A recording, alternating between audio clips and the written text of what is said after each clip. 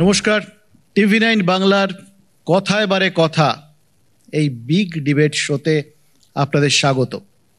Vote যুদ্ধ, টিভি9 বাংলা, কথায় বারে কথা, এটা এমন একটা শো যেখানটায় কোনো রকম ঝগড়াঝাটির ব্যাপার নেই, শুধু এটা জেনে নেওয়া যে মানুষজন কি ভাবছেন আর সেই ভাবনার প্রতিফলন কিভাবে যারা আমাদের এখানে যারা আজকে ডিবেটার রূপে উপস্থিত হয়েছেন তারা কিভাবে দেখছেন সেটাকে। সত্যি কথা বলতে কি, যখন আজকের সাবজেক্ট আমরা ভাবতে বসেছিলাম তখন একটা কথা খুব মনে হচ্ছিল, যেহেতু সাধারণ মানুষ একটা কথা খুব বলেন, জানেন তো, তারা বলেন জনতার কথা হেতা কেহ তো ভাবে না, নেতা করে শুধু কোলাহল। আমরা সেই জায়গার থেকে বেরিয়ে আসলে কোন কোন জিনিসগুলো কোন কোন সময়ে মানুষজনকে প্রভাবিত করে ফেলে সেগুলো একটু দেখতে চেয়েছি।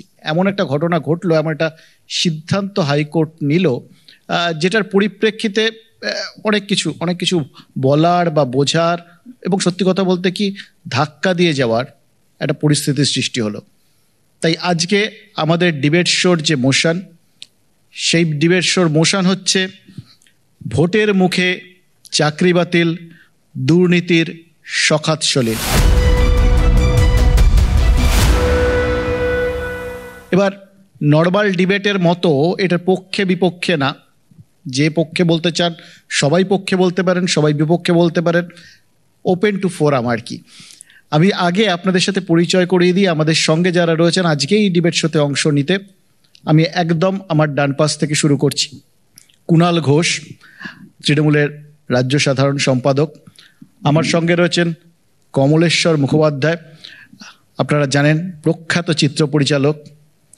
ডক্টর শশী পাজা, শশীদি রাজ্যের মন্ত্রী। আমি এই পাশটায় যদি যাই বাঁদিকে, তাপস রায়, আপনারা জানেন এইবার কলকাতা উত্তরের বিজেপি প্রার্থী অঞ্জনা বসু এবং দেবদূত ঘোষ। আরেকজন যাকে এখনো পরিচয় করায়নি, আসলে এই গোটা বিষয়গুলোর ক্ষেত্রে হয়তো তিনি খানিকটা ভুক্তভোগী, প্রিয়াঙ্কা শ।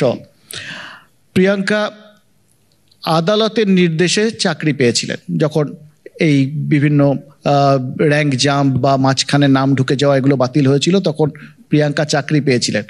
কিন্তু আদালতই যখন পুরো প্যানেল বাতিল করে দিল 2016, তখন কিন্তু প্রিয়াঙ্কাকেও চাকরিটা ছাড়তে হবে। শুরু করছি আজকের ভোট যুদ্ধ, কথা এবারে কথা। আমাদের প্রথম রাউন্ড, তার বিষয়টা হচ্ছে চাকরিহারা 22,000। আপনাদের মনে হতে পারে যে 25,753 জন, এদের তো পুরো প্যানেলে ছিলেন, এদের তো সবারই গেছে, তাহলে হঠাৎ 22,000 বলছি কেন? তার কারণ এর মধ্যে 22,000 বাদ দিয়ে বাকিরা কিন্তু আসলে চাকরিতে জয়েনই করেননি, ফলে এদের চাকরি গেছে ঠিক বলা যাবে না। আমরা সেই জন্য 22,000টাকেই ধরছি যারা চাকরি করছিলেন। আমি প্রথমে আমার ডান দিক থেকেই শুরু করছি। কুণালদা, আপনার সময় শুরু। ধন্যবাদ অমৃতাংশু, এখানে উপস্থিত অন্যান্য বক্তারা।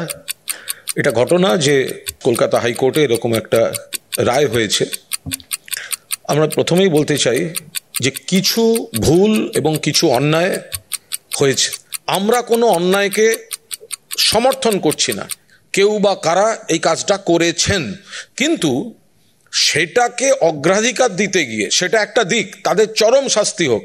এই ছেলে মেয়েদের চাকরি বিক্রি, চাকরি নিয়ে খেলা আমরা সমর্থন করছি না, কিন্তু সেটা করতে গিয়ে একটা বড় পরিমণ্ডলে একটা রাজনীতি করতে গিয়ে যখন যোগ্যদের চাকরিটাও আটকে যাচ্ছে, সেটা কিন্তু ন্যায় বিচার হচ্ছে না। কারা সমালোচনা করছেন? ধরা যাক বামপন্থীরা। ত্রিপুরা রাজ্য আমাদের থেকে এইটুকু রাজ্য, আমাদের 1.5খানা জেলার সমান।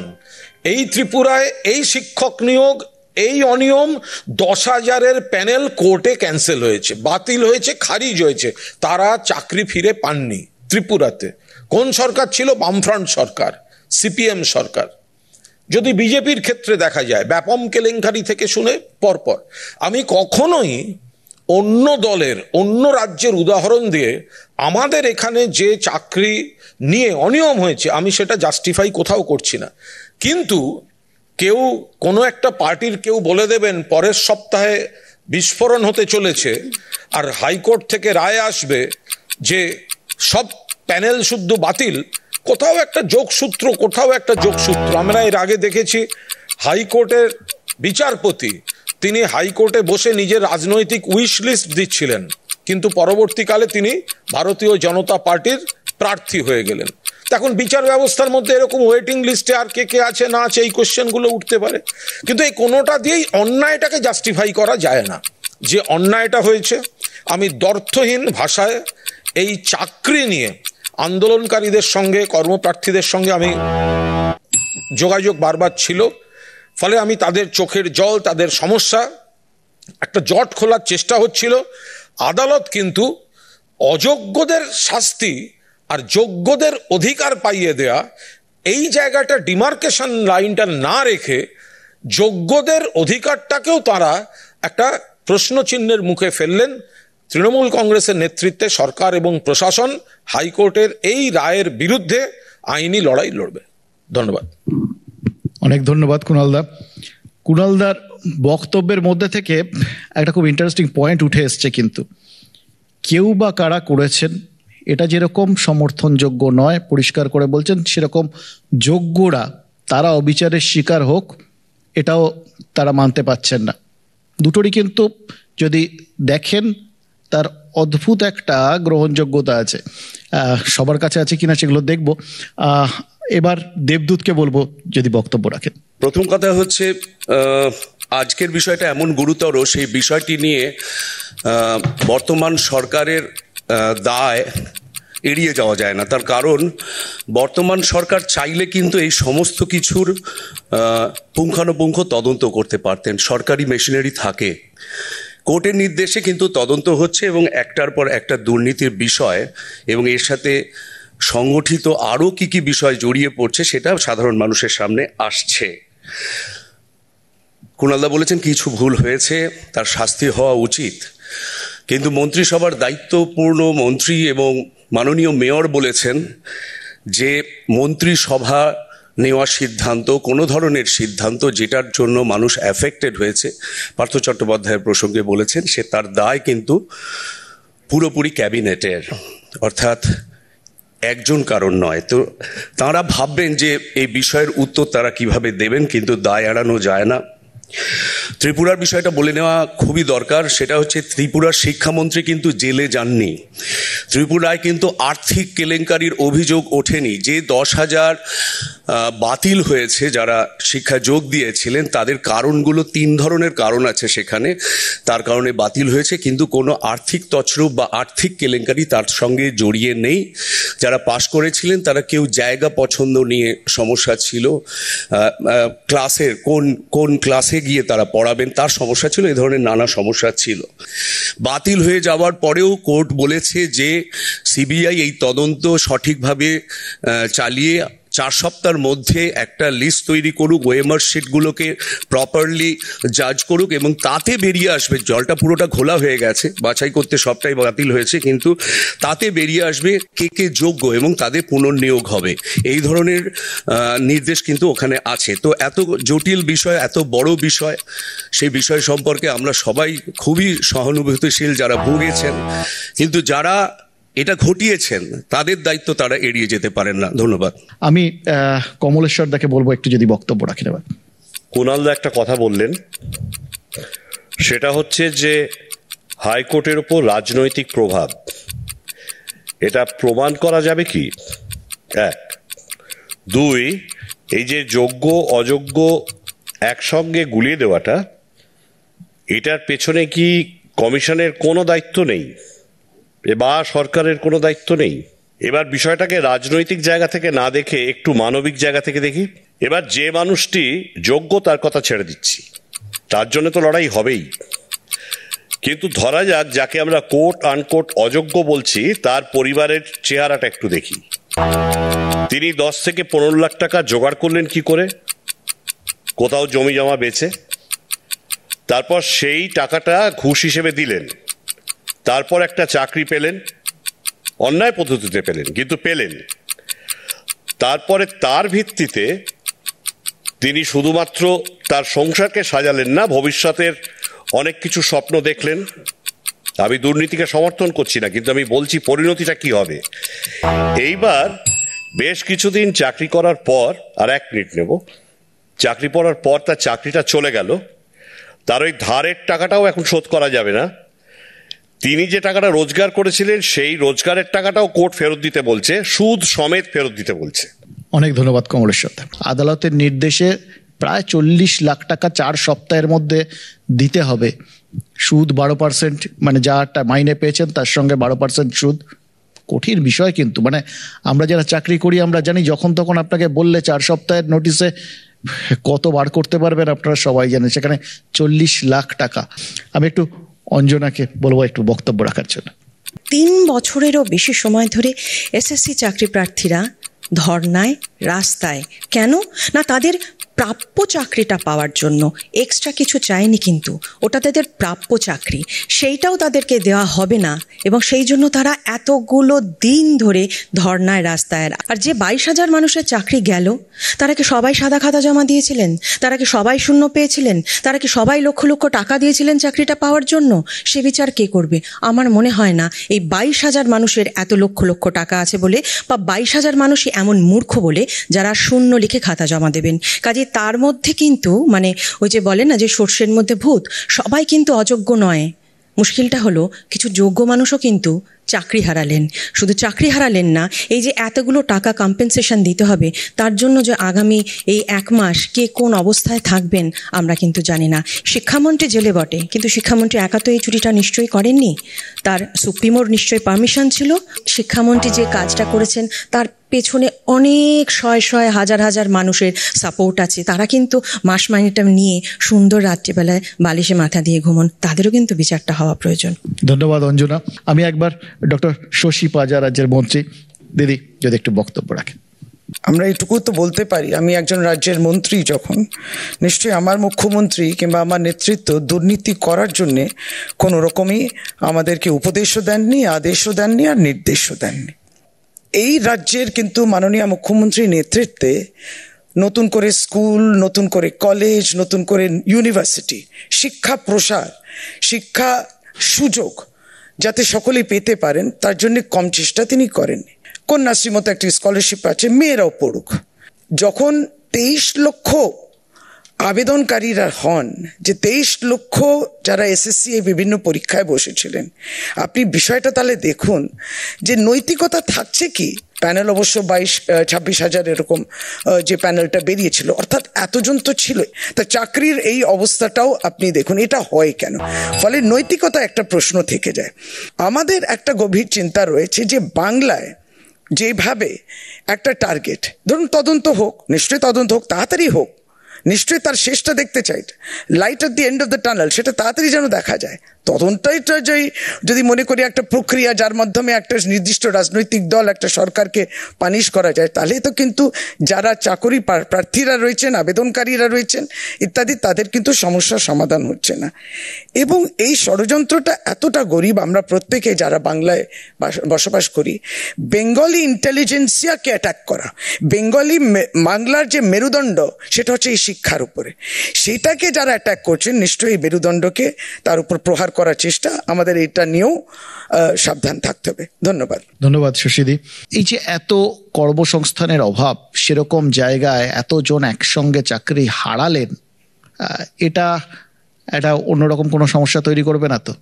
আমি তাপসদাকে অনুরোধ করব একটু বক্তব্যগুলো রাখার জন্য। শিক্ষক হয়েছে গাধা, মোট বইছে মেধা। ত্রিপুরা সকালবেলায় কাগজ পড়ে দেখতো পশ্চিম বাংলায় কোন শাসক দল কি করছে, কি বলছে, তারপরে তারা সেটাকে ফলো করত। আমরা এখন ত্রিপুরাকে ফটো করবো কিনা আমরা জানি না। ওই 10,000-এর গল্প, কেউ কিছু করেছে বলে, আরে এখানে মমতা ব্যানার্জির সরকার, তৃণমূল সরকার, এটা হবে কেন? এটা তো হওয়ার ছিল না। এই যে 1135 দিন গান্ধী স্ট্যাচু, 599 দিন মাতঙ্গিনী স্ট্যাচু, মানবিকতা কোথায় ছিল?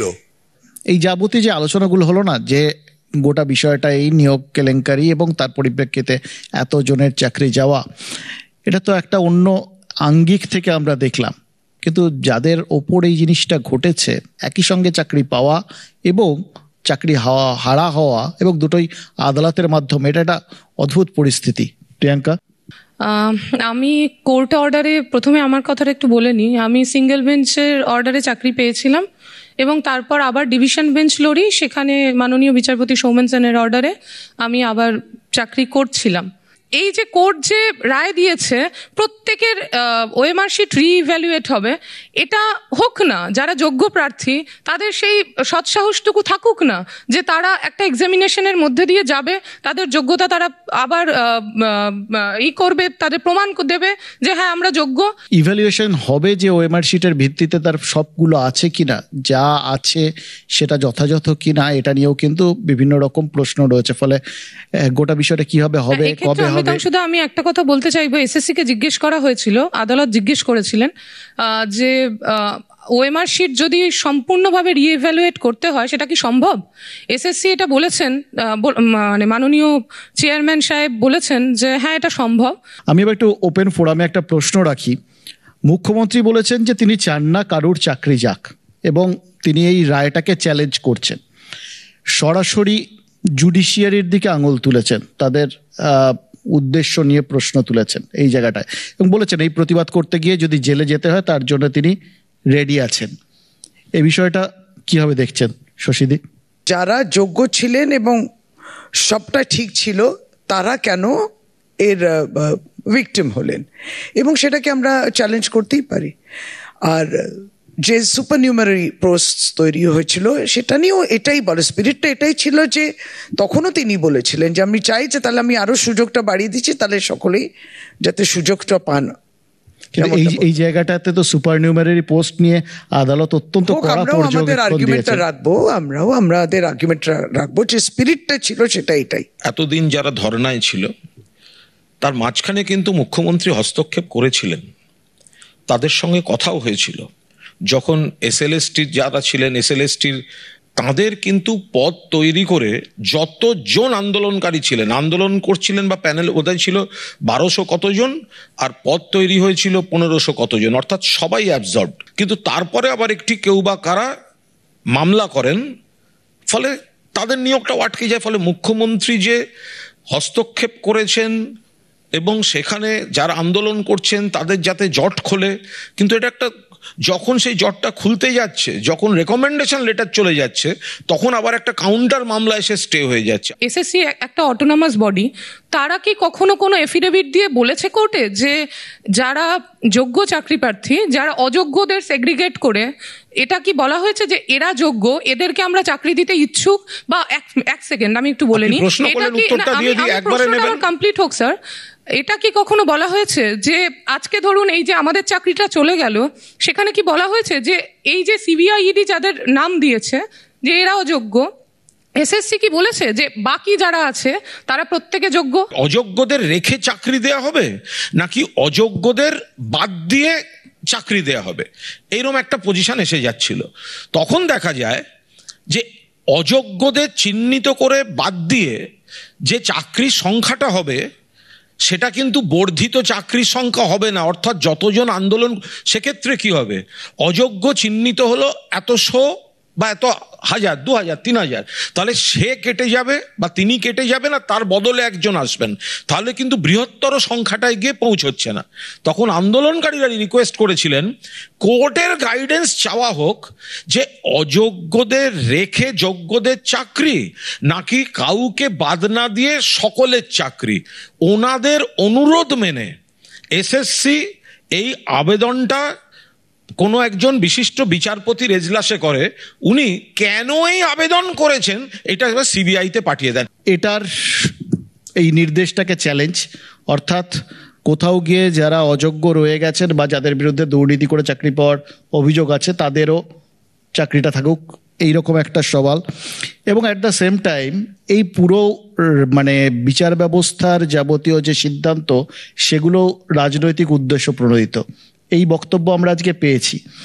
মুখ্যমন্ত্রী বলেছেন এবং তার জন্য তিনি বলেছেন যে জন্য যদি জেলে যেতে হয় তিনি যাবেন।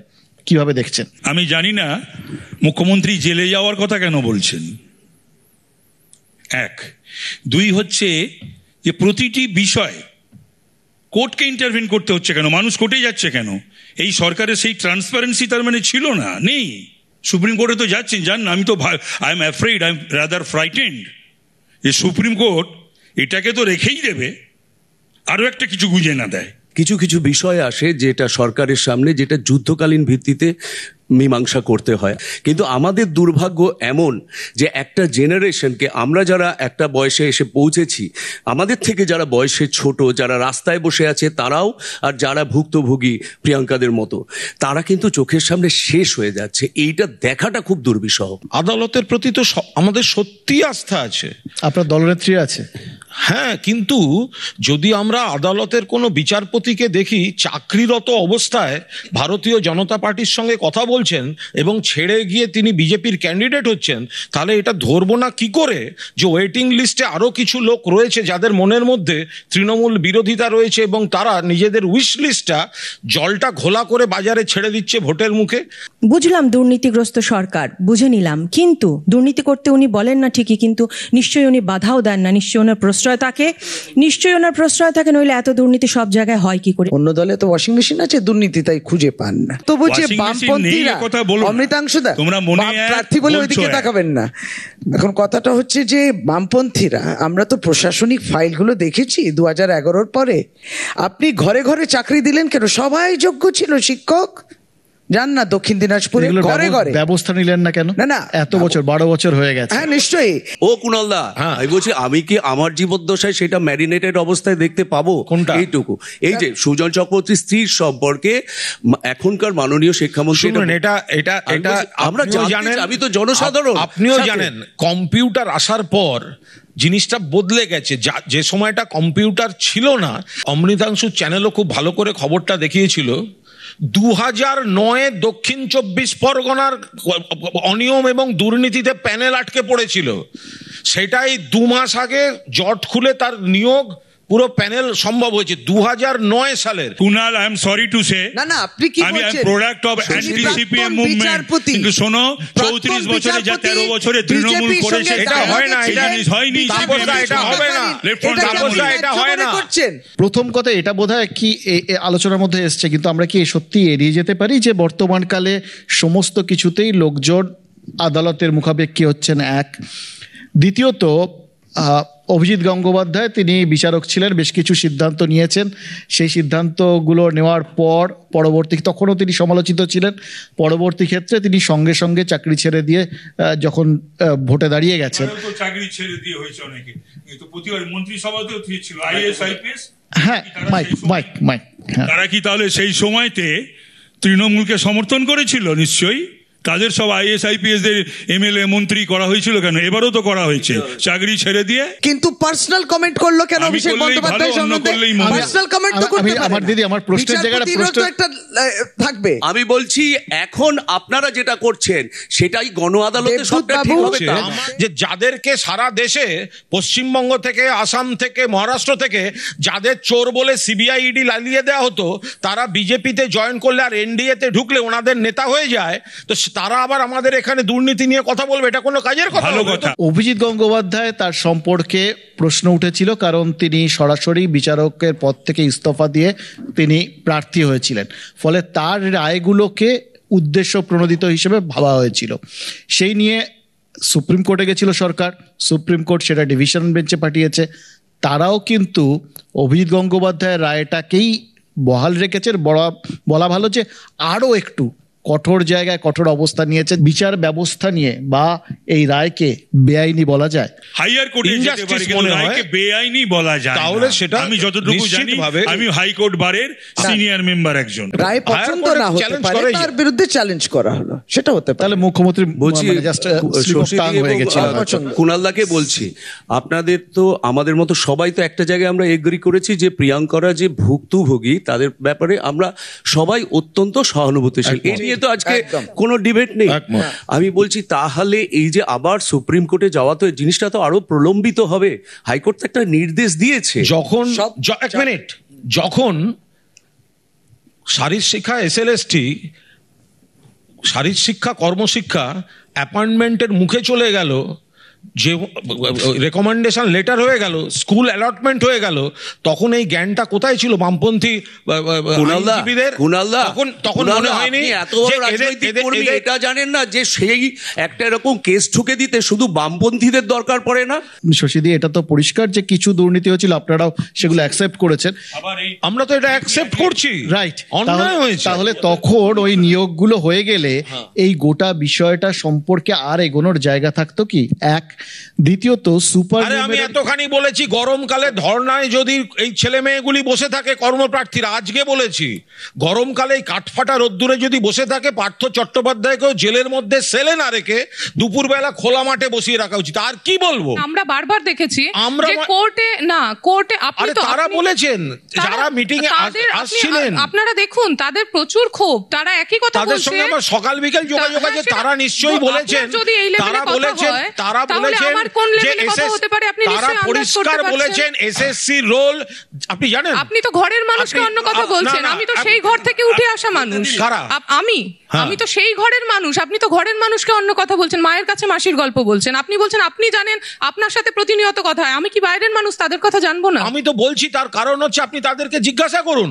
আপনি নিশ্চয়ই কি আছে, আমি তো তাদেরই একজন, আমি তো প্রতিনিয়ত তাদের মধ্যেই রয়েছি। তাদের কথায় আমরা মাননীয় এজির সঙ্গে মিটিং করি, এবং তারা কিন্তু, আমি যখন জিজ্ঞাসা করেছিলাম তাদের যে এসএসসির যে রোল, এসএসসির যে এফিডেভিট, এসএসসির তরফ থেকে বারবার অ্যাকোমোডেট করতে চেয়েছে অযোগ্যদের, তারা কখনো যোগ্যদের হয়ে কথা বলেনি। তারা বলেছে স্যাটিসফাই। আমি পরিষ্কার বলছি, যারা আন্দোলনে ছিলেন সেই সময়, যে ছেলে মেয়েগুলি রাসমণি থেকে শহীদুল্লাহ থেকে আরো যাদের নাম সবাই আছে, যারা রেগুলার ছিল, তাদেরকে একটা শোতে ডাকো।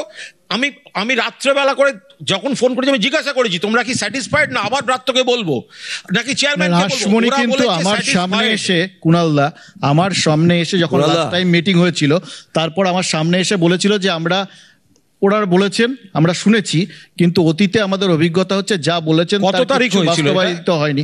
লাস্ট টাইম যখন আপনাদের মিটিংটা হলো, শেষ দিকে যখন এজি প্লিড করছেন, সাবমিশন এজি করছেন, আমি তখনকার কথা বলছি। আন্দোলনকারীদের প্রতি মুহূর্তে মতামত নেওয়া হয়েছে, আপনারা স্যাটিসফাইড কিনা। ওরা নোট লিখে দিয়েছেন। আপনি এই কথা বলছেন, আমরা যখন কালিন্দিতে গেছি মাননীয় শিক্ষামন্ত্রী ব্রাত্য বসু মহাশয়ের সাথে কথা বলতে, বা আমরা কালীঘাটে মুখ্যমন্ত্রীর সাথে, মাননীয় মুখ্যমন্ত্রীর সাথে কথা বলতে চেয়েছি, তখন কিন্তু আমাদের পুলিশ বেধড়ক ভাবে পিটিয়ে সেন্ট্রাল লকআপে নিয়ে গেছে।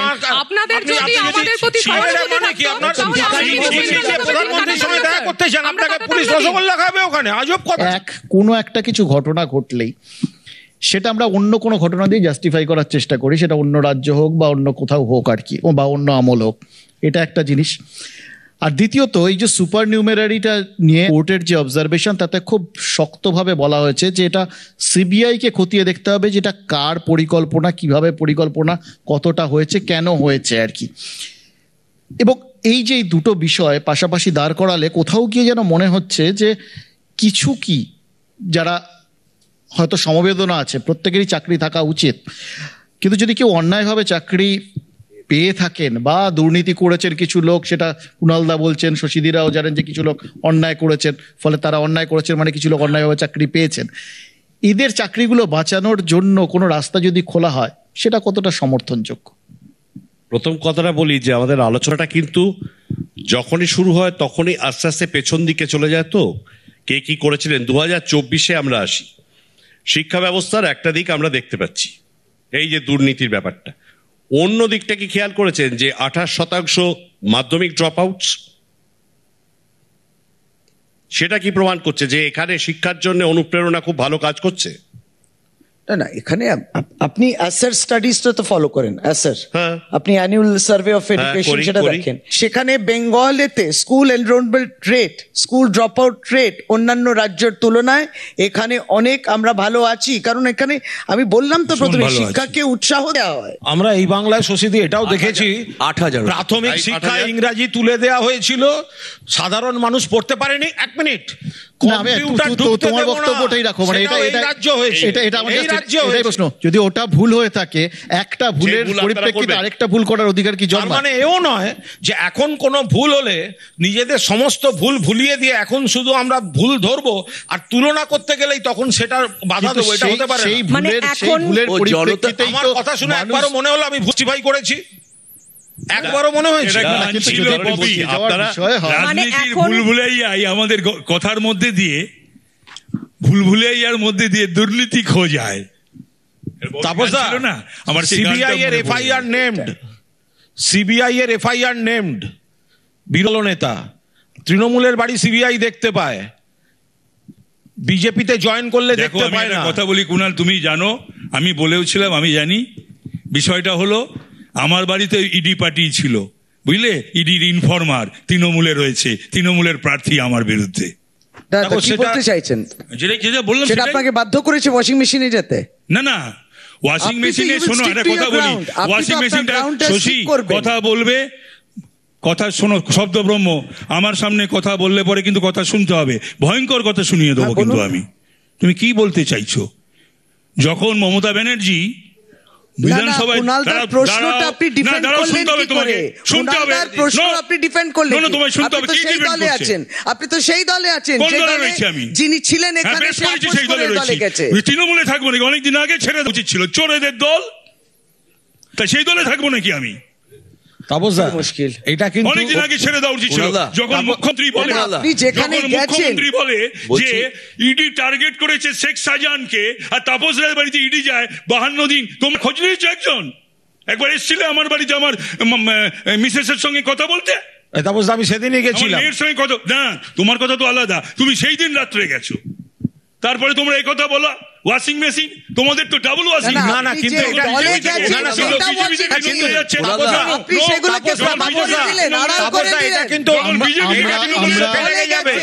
তাপসদা, এটা কিন্তু বিজেপি থেকে তৃণমূলে যাচ্ছে তাদের প্রার্থী না, না। কেন? তিনজনকে, কৃষ্ণ কল্যাণী, বিশ্বজিৎ এবং ওই কি বলে রানাঘাটের, তাপসদা, ভারী মনে মজা একেবারে। তাপসদা, যে সেটা এরা এই করলে কথাটা লীলা, আর আমরা করলে বিলা। তারা হ্যাঁ? আমাদের রাজনীতিতে বিশ্বাস করে তাই এদিকে এলো। আপনার অসুবিধা তাপসদা, কোথায়? ওয়াশিং মেশিন তো যেহেতু নেই আমাদের। CBI এর- আছে তোমাদের নেই, ডবল ডবল। আমাদের নেই। আরে তাপসদা, যেহেতু সিবিআই এর বিষয়টা মমতা আসছে, ব্যানার্জির সঙ্গে থাকলে ভালো, আর তার সঙ্গে না থাকলেই মন্দ। বলছি কি, আরে যেহেতু শুনে রেখে দাও। সিবিআই এর বিষয়টা আসছে, সেইখানেই তুলনাটা এসছে বিরোধী দলনেতাকে নিয়ে, যে বিজেপি যখন, আচ্ছা, শুভেন্দুর ভিডিও কে দেখিয়েছিল? বিজেপি আচ্ছা, দেখিয়েছিল। আচ্ছা, ঠিক আছে, কোথা থেকে তোমাদের- দেখিয়েছিল? আমি পার্টি রাজনীতি- অফিস আমরা থেকে বোধহয় দেখিয়েছিল। আমাদের আলোচনা থেকে অনেক দূরে চলে আমারও তাই গিয়েছি। মনে এরকম হয়। কথা হচ্ছে। আপনি যখন আরে অন্যান্য আপনার দেবী যখন দলে শিক্ষার বদলে অন্য বিষয় বলেছেন তখন সেই অসুবিধা হয়নি, আলোচনাটা অপ্রিয় এখন শুনতে হয়ে- অসুবিধা অপ্রিয় হচ্ছে। কথা। এতগুলো দুর্নীতির অভিযোগ কেন উঠছে? সমস্যাটা কোথায়? এই বিষয়গুলো আমাদের কিন্তু ভাবাচ্ছে, কারণ আমরা সচরাচর কখনো দেখিনি যে এরকম বাংলার ক্ষেত্রে এই বিষয়গুলো এই রকম পর্যায়ে আছে, যে একটার পর একটা কোথাও গিয়ে প্রথমে শিক্ষক নিয়োগ থেকে পুরো নিয়োগ থেকে রেশন দুর্নীতি। আমি কন্ট্রাডিক্ট করছি। নিশ্চিতভাবে কিছু ইস্যু হয়েছে, খারাপ ইস্যু হয়েছে, তার তুলনায় ভালো কাজ বেশি হয়েছে। আর বাংলায় দেখিনি মানেটা কি? আমরা বাংলায় বেঙ্গল ল্যাম্প কেলেঙ্কারি দেখিনি, আলিপুর ট্রেজারি কেলেঙ্কারি দেখিনি, ট্রাম কেলেঙ্কারি দেখিনি, বিজন সেতুর উপর গণহত্যা দেখিনি, কমরেডদের বাড়ি, হোল টাইমারদের বাড়ি বাড়ি সরকারি চাকরি কুণালদা, দেখিনি। আপনি প্রত্যেক সভায় এই কথাগুলো বলেন। তাহলে না, লোককে বলছি- মনে করিয়ে দিতে হবে তো। আমি বলছি শুনুন, লোককে তো মনে করিয়ে দিতে হবে। বেঙ্গল ল্যাম্পের কথা আসে জঙ্গি যখন, trade যতীন unionism। চক্রবর্তী, এটা আপনি কি জানেন দেবদূত? আপনি বলুন না। আমি দেবদূত বলছি শোনেন, আপনার যে- কমিশন না, আমি- আমি- আমি- আমি- কুণালদা, arrest বউবাজারে কেন? বাংলার যারা অভিযুক্ত অমৃতাংশু, তাদেরকে আপনি আপনার বাংলার পার্টির নেতা করে বাংলার নিয়েছেন। বৃহত্তম বিস্ফোরণ, জঙ্গি কাণ্ড, রাইটার্স থেকে 100 মিটার দূরে আমি- জেল রশিদ খাটছে, খানের বাড়িতে জেল RTX, খাটছে, জেল খাটছে। আগে আটকাননি কেন? জেল খাটছে। দেবদূত, RTX জমা হলো, আগে আটকাননি কেন? কুণাল- বিস্ফোরণটা হলো কি করতে? কুণালদা, আমি তোমার- তখন আপনাদের কুণালদা, পুলিশ, জ্যোতিবাবুর কুণালদা। পুলিশ আঙুল চুষছিল। কুণালদা, আমি তোমার কথার জবাব দিয়ে দিচ্ছি। আপনার পুলিশ তৃণমূলের হয়তো- লোকেরা আগে চুষছে, সেটা বিপদ ভালো জানবে, মতো বোঝা আর যাচ্ছে। CPM আর তার BJP কারণ লোকেরা কোর্টের ঘটনা ঘটে নির্দেশে যাওয়ার পর বিচার বলবে, হচ্ছে। হয় নাকি হ্যাঁ, কখনো? বেঙ্গল ল্যাম্প কেলেঙ্কারি তো আদালতে দেবদূত, গেছিল, তার রায় তো আমরা বেঙ্গল জানি। কেলেঙ্কারি, যতীন আলিপুর ট্রেজারি চক্রবর্তী কেলেঙ্কারি, ভুল স্বীকার একের করেছিলেন, পর এক তার গণহত্যা, পার্টি তাকে রাস্টিকেট একের পর এক করেছে। গণধর্ষণ, আপনি সেই কথাটা বলুন। সমস্তটা CPM এর কাণ্ড। আমি একটা কথা এবার বলি, দুর্নীতির কথা বলি। আমি তাপসদা, 1 মিনিট একটা কথা। এই যে মানে যে বিষয়গুলো কুণালদা বললেন, ধরে নিচ্ছি সব সত্যি, এটাও তো সত্যি যে বেশ কিছু ভুল হয় বলেই মানুষ পরিবর্তন আনে, সেই 34 বছরের বাম শাসন যার জন্য পরিবর্তন হয়ে গেছে, এবং তার পরিপ্রেক্ষিতেই কিন্তু কুণাল দ্বারা ক্ষমতায় এসেছে। কুণাল যেগুলো তারা বললো, মানুষের তো আমার মনে হয় অন্য কুণাল যেগুলো বললো, কুণালদা চান আমি বলছি রেকটিফিকেশন করে বামেরাই আবার ক্ষমতায় আসুক, এটার জন্য উনি বারবার এই কথাগুলো তোলেন। আমি বলছি আমি তখন কাউন্সিলর, আমি তখন এমএলএ, পার্কে চলে গেছে, ডাইনোসররা ঘুরে বেড়াতো, সিপিএম ঘুরে বেড়ায়। আমি তখন ঠিকই বলেছে কুণাল, যে ওই কতগুলো বলো, তার সঙ্গে আরো আছে আমি বলতে পারি, সেগুলো তো আমরা বক্তৃতা করেছি, কাউন্সিলর হিসাবে করেছি, এমএলএ হিসাবে করেছি, বিধানসভায় সবথেকে বেশি পুলিশ বাজেটে তুমি বলেছো বামফ্রন্টের কেলেঙ্কারির কথা। বেশি না, আমিই বলেছি। 10 বছর পুলিশ বাজেটের মেন স্পিকার আমি ছিলাম, কংগ্রেসের 5 বছর, তৃণমূলের 5 বছর, মেন স্পিকার হাইয়েস্ট টাইম। তো সুতরাং আমিই বলেছি, তো সুতরাং এগুলো সব আমি জানি। কিন্তু তার সঙ্গে পাশাপাশি কুণাল, রাগ করো না, শশীও রাগ করো না, যাকে প্রার্থী করেছো উত্তরের, 50 বছরের দুর্নীতিগ্রস্ত মাইরি, 73-এ ভুসিতেও রয়েছে, আবার রোজভ্যালিতে রয়েছে, মানে ভুসি টু ভ্যালি সবাই জানে সুদীপ ব্যানার্জির ক্যালি। এটা সম্পূর্ণ একজন ব্যক্তি এখানে নেই। আমারও মনে হয় আমরা এই আলোচনাটা এই দিকটা তোমরা এই যে দুর্নীতি নিয়ে বলো না, আর ওয়াশিং মেশিন শশী বলো না। পুলওয়ামার বিস্ফোরণটা ঠিক ছিল, আপনি পুলওয়ামা চলে গেলে দুর্নীতি হচ্ছিল, তো পুলওয়ামা কারগিল আমরা আমাদের বিষয়টার থেকে সাথে অগ্নিবীর প্রকল্প বলুন, অগ্নিবীর প্রকল্প বলুন, অগ্নিবীর প্রকল্প বলুন। আরে তখন তো সুবিধাবাদী, তখন না শশীদি, তখন আপনার এমপি রিল করছিলেন, সংসদে গিয়ে দায়িত্ব পালন করেননি, বিরোধিতা করেননি। আমার মনে হয় আমরা আমাদের আলোচনার জায়গা থেকে অনেকটা সরে যাচ্ছি। আমি আমার বক্তৃতায় বলেছি আমরা সরে যাচ্ছি, প্রসঙ্গান্তরে আমরা চলে গেছিলাম। একদমই আমার মনে হয় না, একটা জায়গায় যাদের চাকরিটা নিয়ে অনিশ্চয়তায় আছে, একদমই আমরা একটা জায়গায় একমত। আমরা দেখে নি এসএসসির পদক্ষেপ তারা কি করছেন, সকলে সমানভাবে দেখতে পাবে, এবং যারা উপযুক্ত, যারা যোগ্য, তারা চাকরি পাক, এটা সরকারও চাইছে। আমি আপনার কাছে আমি জিজ্ঞেস করি, আপনাকে জিজ্ঞেস করি, একবারও দেখেছি অমৃতাংশুদা, একটা জিনিস মনে রাখতে হবে, আমি সকলকে বললে কথা বাড়ে, তাই এই জায়গায় এসছে। ঠিক, এবার আমি জাস্ট আপনার কাছে, এবার হচ্ছে কথা না, আমি আপনাকে প্রশ্নই করছি, আমি আপনাকে প্রশ্ন করছি, এই যে গোটা বিষয়টায় যেটা আদালত তারাও মনে করেছে, সিবিআই কে দায়িত্ব দিয়েছেন, যাকে খুশি হেফাজতে নিতে পারেন বা খতিয়ে দেখতে পারেন, কোন জায়গায় যাচ্ছে বিষয়টা কোন জায়গায় যাচ্ছে, কোন জায়গায় যাবে বলা খুব কঠিন। সুপ্রিম কোর্ট যাচ্ছে, তদন্তে কি উঠে আসবে। আমার বক্তব্য হচ্ছে অন্য জায়গায়। আমরা রাজনীতির মানুষ, মানবিক একটা দিক থাকে, না হলেও থাকে, রাজনীতির মানুষ মানবিক দিক একটা থাকে, কিন্তু আইন তো মানবিক হতে পারে না, বিচারপতিও মানবিক হতে পারে না, তাকে বিচার করতে হয় ল অফ দ্য ল্যান্ড অনুযায়ী। কিন্তু আমার বক্তব্য হলো যে এদের কি হবে জানি না তদন্তে, এবং সুপ্রিম কোর্টে মানবিক হয়েছে সরকার, আমার তাতেও আপত্তি নেই। আপত্তি একটা জায়গায়, 23 লক্ষ আর 22,000, 23 লক্ষ পরীক্ষার্থী, 22,000 কর্ম হারা হয়েছে। তো সুতরাং এইটা মেধার একটা দেখা উচিত ছিল। যোগ্য অযোগ্য এই তো একটা ব্যাপার থাকবে, তারা চাকরি পাক, সরকার দিলে আমি আপত্তি করব না, কিন্তু তাদের শিক্ষক যেন না করে, আগামী দিনে তারা কি তৈরি করবে, অন্য কোনো জায়গায় যেন চাকরি দেয়, তাদের শিক্ষক না। আমাদের সময় শেষ না, তদন্তের কথা বললে কোন সিবিআই? বিজেপি নেতা জিতেন তেওয়ারি রাত্রেবেলা যাচ্ছে এনআইএ সুপার ধনরাম সিং এর বাড়িতে, তারপরে বেছে বেছে তৃণমূল নেতা আর কর্মীদের বাড়িতে সামান, নোটিশ, রেড এগুলো চলছে। এজেন্সিগুলো তো কাজ করছে। আপনি তো অ্যাকসেপ্ট করেছেন যে গন্ডগোল হয়েছে বেশ কিছু। আরে আমি তো গন্ডগোল নিশ্চয়ই বলছি, কিন্তু তার তদন্তটা রাজনৈতিক উদ্দেশ্যে এরম যদি হয়, পূর্ব মেদিনীপুরে তার মধ্যে এমন একজনের নাম আছে যার নামে অলরেডি অন্য কেসে সিবিআই এফআইআর আছে, সিবিআই ক্ষমতা হবে তাকে ধরার, তার অভিযোগ আছে তো তার বিরুদ্ধে। আমি সিবিআই ভুলে যাচ্ছি, কেন ভুলে যাচ্ছি? তদন্ত তো সরকার দায় এড়াতে পারে এই গোটা অভিযোগগুলোর। সরকার দায়িত্ব সমস্তটা নিচ্ছে, আলোচনাও করছে কোনো সময়। আমরা সেই দল কিংবা আমরা সেই সরকার যে প্রতিদিন প্রেস করে, প্রতিদিন আমরা প্রেস মিট করি। দেশের প্রধানমন্ত্রী করেছে একবারও 2014 পরে, প্রধানমন্ত্রী হওয়ার পরে বহু প্রধানমন্ত্রী প্রশ্ন, শোনো না, তোমাদের বহু প্রেস করার প্রশ্ন। প্রয়োজন পড়ে, করেন না তো, প্রধানমন্ত্রীর প্রেস নীরব করার থাকে। প্রয়োজন পড়ে না। দায়বদ্ধতা নেই, অ্যাকাউন্টেবিলিটি নেই, রেলের দুর্ঘটনা হচ্ছে, সুপার নিউমেরারি ক্যাবিনেটে তারা তো পাস নিয়োগই হয়েছে, করেননি। সেইটা নিয়ে যখন আদালতে সেটা এরকম নিয়ে কড়া আমাদের আদালতে অবজারভেশন, যিনি আমাদের কাউন্সিল আছেন সেইভাবেই আর্গুমেন্ট ইন মানে যেটা ইন কনসোনেন্স উইথ দি ল, আইন যেটা বলে সেটা নিয়ে বলবে, সেটা নিয়ে আমি তো আর আইন বিশেষজ্ঞ নই, নিশ্চয়ই যে পয়েন্টটা ধরবে। আমি স্পিরিটটা আপনাকে বলেছি। এই রাজ্যে কেউ শিক্ষা, স্কুল, কলেজ, ইউনিভার্সিটি হয়নি, এটা কেউ অস্বীকার করতে পারে? সুযোগ হয়নি সরকার প্রত্যেকটা ক্ষেত্রে রাজনৈতিক ভাবে প্রত্যেকটির চ্যান্সেলরকে হবে, ভাইস চ্যান্সেলরকে হবে, আমি সবার কাছে আমি 1 মিনিট করে যাবো, কারণ আমাদের সময় শেষ। জাস্ট 1 মিনিট করে সবার কাছে কনক্লুশন শুনবো। আমি শশীদির কথা শুনলাম, কমলেশ্বর দা। আমার প্রশ্ন হচ্ছে যে কোর্টকে প্রত্যেকবার কেন সেন্ট্রাল এজেন্সিকে দিয়ে সবকিছু করতে হচ্ছে? কেন আমাদের রাজ্যের পুলিশ প্রশাসনের উপর ভরসা থাকতে পারছে না কেন? নিশ্চয়ই ধারাবাহিকভাবে এই ঘটনাগুলো ঘটেছে বলেই তো রাজ্যের পুলিশ প্রশাসনের উপর ভরসা নেই। এটা তো শুধু আজকে নয়, এটা যখন চিট ফান্ড থেকে শুরু হয়েছে ঘটনাটা, এবং তারপর আবাস যোজনা বলুন, চাকরি ক্ষেত্র তো একটা, তার সঙ্গে তো ত্রাণের কথা বলুন, রিলিফের কথা বলুন।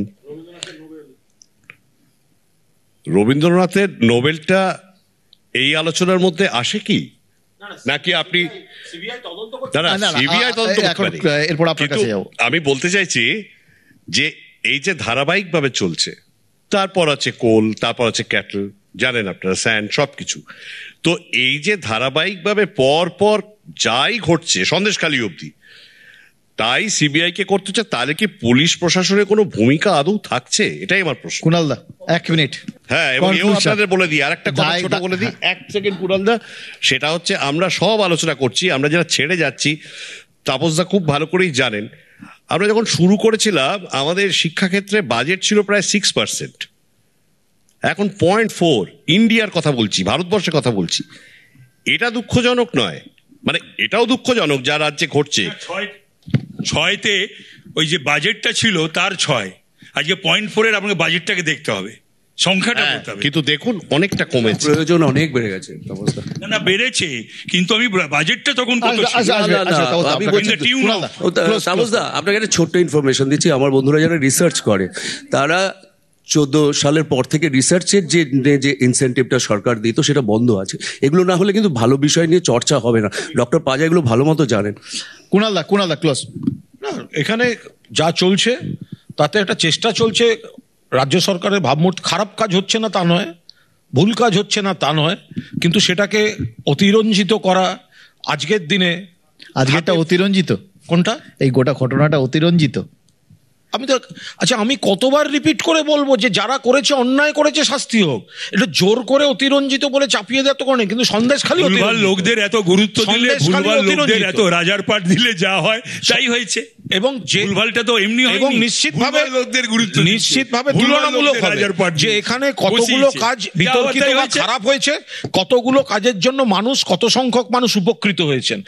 একইভাবে আগের জমানায় কি ঘটেছে, এখন কি ঘটছে, একইভাবে অন্য রাজ্যে দেশের কি ঘটছে, এখানে কি ঘটছে। তুমি এটা ভুলবে কি করে যে এই লকডাউন করোনা কালে সারা দেশের মাথা পিছু আয় কমে গেছিল, পশ্চিমবঙ্গের মাথা পিছু আয় বেড়ে গেছিল। দেবদূত। আমি একটিও কথা বলবো না। আমি শুধু, যেহেতু তৃণমূল দলের 2জন প্রতিনিধি, দায়িত্বশীল প্রতিনিধি আছেন, শুধু একটা মানবিক কারণে আমি অনুরোধ করব যে প্রিয়াঙ্কারা যে বিষয়গুলো নিয়ে জর্জরিত, আপনারা আর প্রলম্বিত করার জন্য দেখুন কোনোভাবে যদি আবার সুপ্রিম কোর্টে যাওয়াটা আটকানো যায়।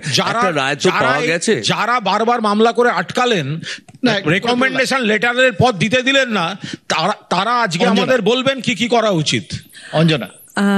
যে কোনো ক্ষেত্রে সিদ্ধান্ত নিতে গেলে আদালতেরই দ্বারস্থ হতে হয়, কিন্তু আমরা তো জানি যে আমাদের একটা রাজ্য সরকার আছে, মানে তাহলে রাজ্য সরকার কিসের জন্য আছে? যদি সব ক্ষেত্রে আমাদের আদালতেই যেতে হয় তাহলে তো রাজ্য সরকার থাকার কোনো প্রয়োজন হয় না।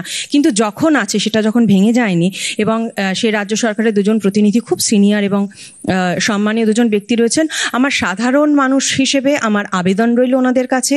ওনারা কোন কোর্টে যাবেন আমি জানি না, কিন্তু এই যারা রাস্তায় বসে আছে এবং যাদের চাকরি চাকরিগুলো গেল, প্লিজ যত তাড়াতাড়ি সম্ভব এদের যদি একটা ব্যবস্থা করেন। আদারওয়াইজ খুব আরো বড় কোনো অঘটন হয়তো আমাদের দেখতে হতে পারে। সেইটা আমি একটু শেষ করে নিই। হয়তো কোনো বড় অঘটন আমাদের দেখতে হতে পারে, মানে সেইটা যেন না দেখতে হয়, সেটার যেন আমাদের মানে তখন যেন আমাদের মনে না হয় যে আমাদের আরো একটু আগে থেকে সচেতন হতে হবে। কুণালকে এবং ডক্টর পাঁজাকে এই পরিস্থিতিতেও ওরা যে ডিফেন্ড করছে, মানে রিয়েলি না আমরা দুর্নীতিকে ডিফেন্ড করছি না, দুর্নীতি আমরা ডিফেন্ড করছি না।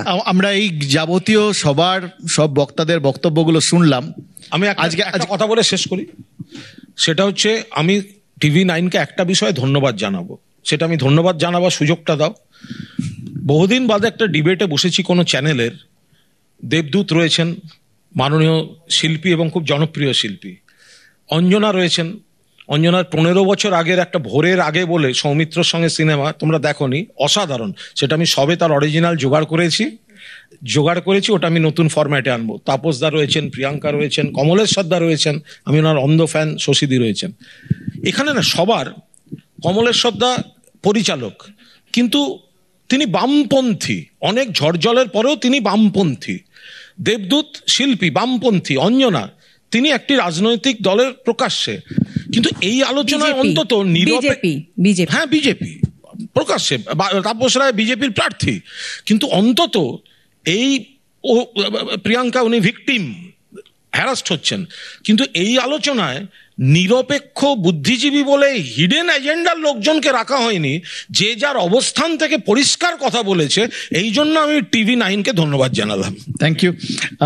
এই গোটা বিষয়টায় যাদের জন্য এত আলোচনা ছিল, একটু বুঝে নেওয়ার চেষ্টা ছিল সবাই কিরকম কি ভাবছেন না ভাবছেন, কারণ তারা তো এই মুহূর্তে খড়কুটো খুঁজছেন, তো তারা নিশ্চয়ই এই জন্যই টিভির পর্দায় চোখ রেখেছিলেন। আর প্রিয়াঙ্কা রয়েছেন, ওনাদের নিয়েই আলোচনাটা। প্রিয়াঙ্কা, ছোট্ট করে কি বুঝলে সব দলের সবার কথা শুনে? দেখুন, এখানে সবাই যা বললেন সেই আমার ছোট্ট মাথায় যতটুকু বুঝেছি তাতে বুঝলাম সবাই অত্যন্ত সহানুভূতিশীল আমাদের প্রতি, এবং প্রত্যেকেই চান যাতে যোগ্য প্রার্থীরা সুবিচার পায়। তো সকলের কাছে করজোড়ে একটাই নিবেদন থাকবে, এবং মাননীয় স্যার মানে কুণাল ঘোষ মহাশয় রয়েছেন, ওনাকে বলবো যে উনি যাতে দেখেন বিষয়টা, যে আমাদের এই যোগ্যতা প্রমাণ করতে যাতে দীর্ঘ প্রতীক্ষা না করতে হয়, আমরা যাতে যত শীঘ্রই সম্ভব আমরা যাতে আমাদের বিদ্যালয়ে ফিরে যেতে পারি, এবং যারা রাস্তায় বসে আছে দীর্ঘদিন ধরে তারাও যাতে সুবিচারটা পায়। এক্ষেত্রে যা স্টেপ নেওয়ার সেটা যাতে এসএসসি নেন, এবং ওনারাও যাতে তাতে সদর্থক ভূমিকা পালন করেন। এই বক্তব্যের পর সত্যি আমার আলাদা করে বলার কিছু থাকে না, কারণ সত্যি তো আমরা সবাই সেটাই চাই। এমন একটা যে কোনো ক্ষেত্রেই চাকরির বিষয় হোক, যেটা যারা যোগ্য তারা চাকরি পান, অযোগ্যদের নিয়ে যাতে প্রশ্ন না ওঠে বা অযোগ্যদের খুঁজে বার করতে না হয়, এমন একটা পরিস্থিতি হোক যেখানে সরকারের ওপর বা যার যার দায়িত্ব সেটার উপরে লোকে ভরসা করতে পারে, আদালত নিয়ে অকারণে প্রশ্ন উঠবে না, বা কোথাও গিয়ে পুলিশ, সিআইডি, সিবিআই, যাদের আর কি আমরা জানি স্বশাসিত সংস্থা, তাদের নিয়ে কোনো প্রশ্ন উঠবে না। আমরা তাহলে একটু নিশ্চিন্তে থাকতে পারি। আপনাদের সবাইকে অনেক ধন্যবাদ আমাদের সঙ্গে সময় দেওয়ার জন্য। নমস্কার।